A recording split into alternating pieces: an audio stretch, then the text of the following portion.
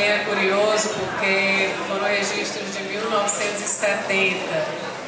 Como você relata, foi pouco depois da sua visita aos Estados Unidos, você resolveu fazer um trabalho, uma viagem na Europa e registrar, e seria assim o início do seu envolvimento maior com a fotografia. Você sai da universidade de um mestrado de fotografia e se lança na Europa como mochileiro, atravessar 12 países, né? E essas fotografias são muito interessantes. Eu, assim, até pontuo esse trabalho como um dos seus melhores. São fotografias de uma composição muito bonita, de uma expressão muito interessante do seu trabalho. E se você pudesse contar um pouquinho para nós de como foi descobrir esse olhar tão logo depois de ter saído da universidade. Isso é um olhar que eu acho que ficou marcado em todo o resto da sua trajetória. É uma foto com uma composição bem elaborada, com um aproveitamento muito bom da luz. Então eu acho que isso, se a gente olhar com mais detalhadamente, com mais profundidade a sua obra, a gente vê repetido seu cuidado na Europa, né, de registrar a Europa. Ela se repete ao longo dessa sua trajetória. Como foi isso? Você pode dar um pouco mais dessa interpretação para a gente?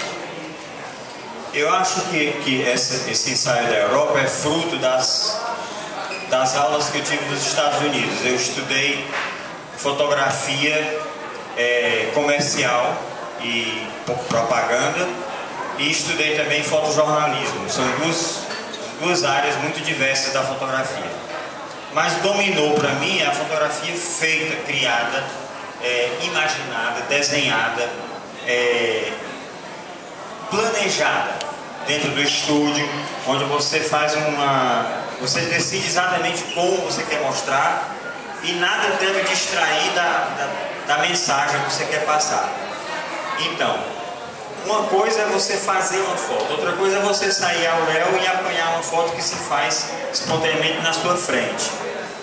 Eu sou mais do tipo que faço a fotografia. Um exemplo é essa foto da capa aqui.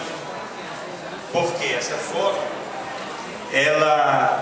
eu passei nesse lugar, nesse calçadão, e eu fiquei apaixonado por essa murada, pelo mar lá fora e por essas pedras, formando um desenho assim, levando o olho desde as pedras mais próximas até as mais longe, e esse como é que é o nome disso? É um poste, né, de iluminação. Tem um nome específico, isso, candelabro. Tinha o nome lampião, né? É um lampião. Enfim, eu gostei muito disso. Agora, faltava alguma coisa aqui, um elemento qualquer. Eu tenho várias fotos dessa mesma cena. Eu fiquei aqui parado com a câmera, fiz uma primeira foto sem ninguém. Depois passou um cachorro, eu fiz uma foto. Depois passou uma carroça, eu fiz outra foto. Depois passaram umas pessoas, eu fiz outra.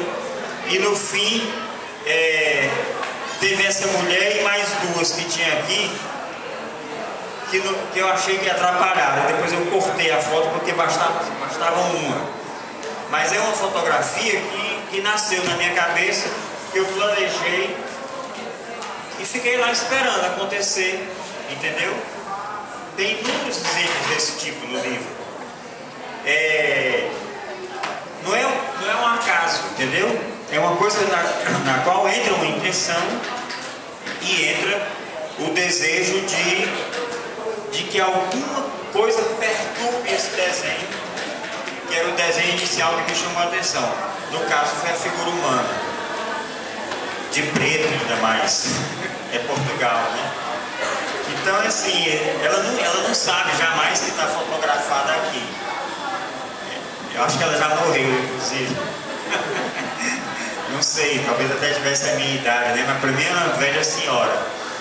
Ou então era era a esposa de um pescador. Na minha cabeça, depois eu construí essa possibilidade.